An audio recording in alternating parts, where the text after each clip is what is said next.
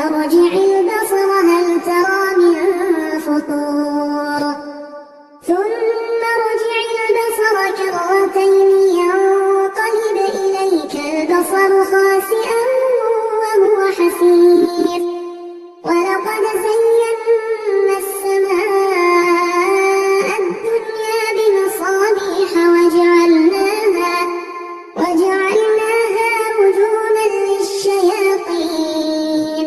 وأعتدنا لهم عذاب السعير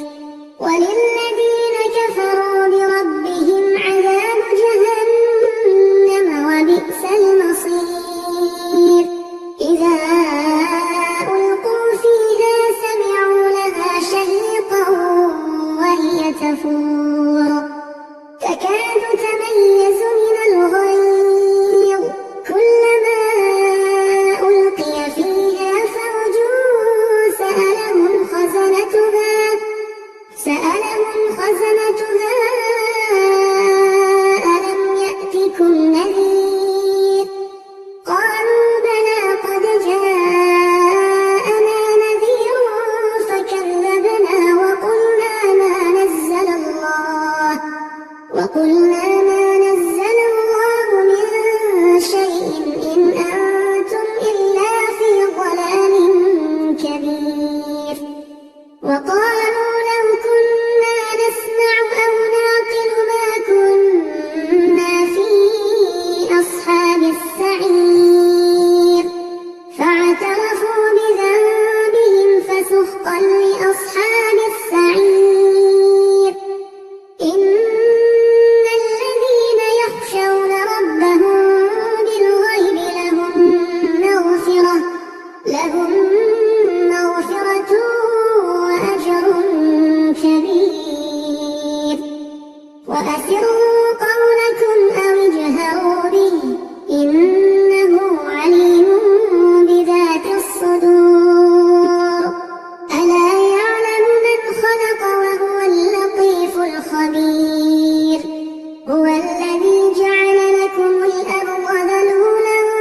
فامشوا في مناكبها وكلوا من رزقه وإليه النشور أأمنتم من في السماء أن يخسف بكم الأرض فإذا هي تمور أم أمنتم من في السماء أن يرسل عليكم حاصبا فستعلمون كيف نذير ولقد كذب الذين من قبلهم فكيف كان نكير أولم يروا إلى الطير فوقهم صافات ويقبضن ما يمسكهن إلا الرحمن إنه بكل شيء بصير أمن هذا الذي هو جند لكم ينصركم من دون الرحمن إن الكافرون إلا في غرور أمن هذا الذي يرزقكم إن أمسك رزقه بل لجوا في عتو ونفور أفمن يمشي مكبا على وجهه أهدى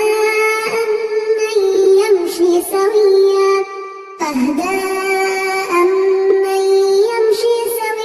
على صراط مستقيم قل هو الذي أنشأكم وجعل